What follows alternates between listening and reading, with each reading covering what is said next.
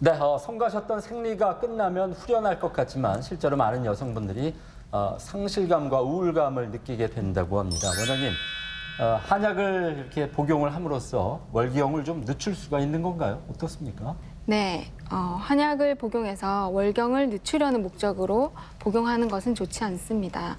제가 이제 폐경이 된 후에 갱년기 증상을 치료하기 위해서 이 자궁 난소 기능을 강화하는 한약을 처방한 다음 10명 중에 한두 명 비율로 원장님 월경 다시 시작했어요. 저 다시 월경 하나 봐요 하는 경우가 있지만 한약을 복용해서 일시적으로 자궁 난소 기능이 강화돼서 월경을 다시 하는 경우에도 몇 달 정도가 지나면 다시 폐경이 됩니다. 사람마다 가지고 태어나는 난자 개수가 정해져 있고 배란이 끝나면 폐경이 되는 것이기 때문에 한약으로 월경을 연장하려고 하는 시도는 옳지 않습니다.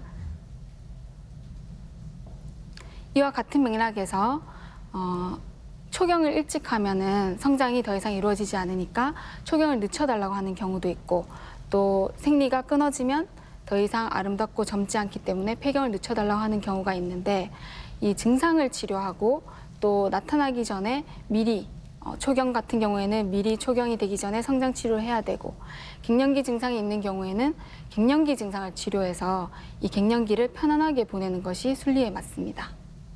네, 그렇군요. 그런가 하면은 갱년기 증상 가운데 하나로 질건조증이 있다고 하셨는데 많은 여성들이 이 증상 때문에 부부관계 어려움이 있다고들 호소를 한다고 해요. 질건조증도 한방 치료로 개선이 가능한 건가요, 원장님? 네, 먼저 갱년기 질건조증이 가임기 질염과 다른 점을 살펴보면요. 이 생리를 하는 기간의 질염은 보통 세균이나 곰팡이 등이 원인으로 분비물이 많아지고 가렵고 냄새가 나는 그런 증상이 특징인데요.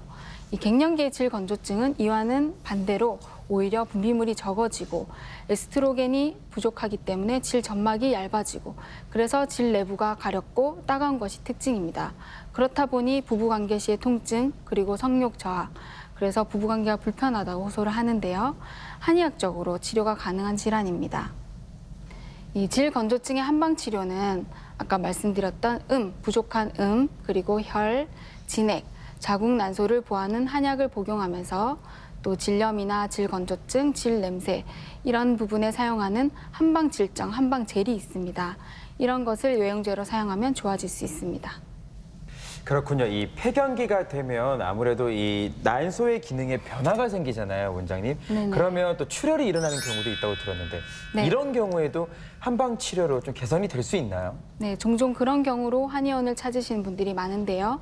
갱년기, 폐경이 다가올 때 그리고 폐경 후에 자궁 출혈로 찾아오시는데 일단 폐경 후에 출혈이 있는 경우에는 먼저 산부인과에 가셔서 이런 기질적인 출혈, 이런 질환이 있는지를 살펴보시는 것이 중요합니다.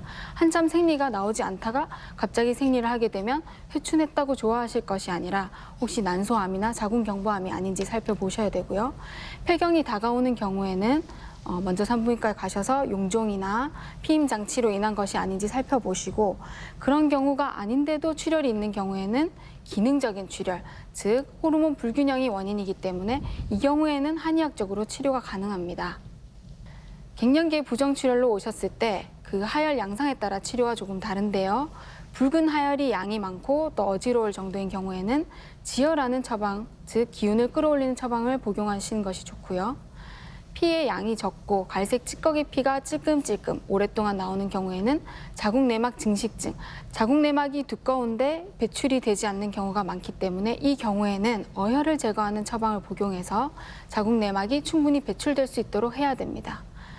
이런 방법으로 더 이상 부정출혈을 하지 않는다고 하더라도 재발 방지, 월경 회복의 목적으로 이 증상이 반복되지 않도록 자궁 난소 기능을 정상화하고 배란이 규칙적으로 되도록 근본 치료하는 처방을 복용하는 것이 좋습니다.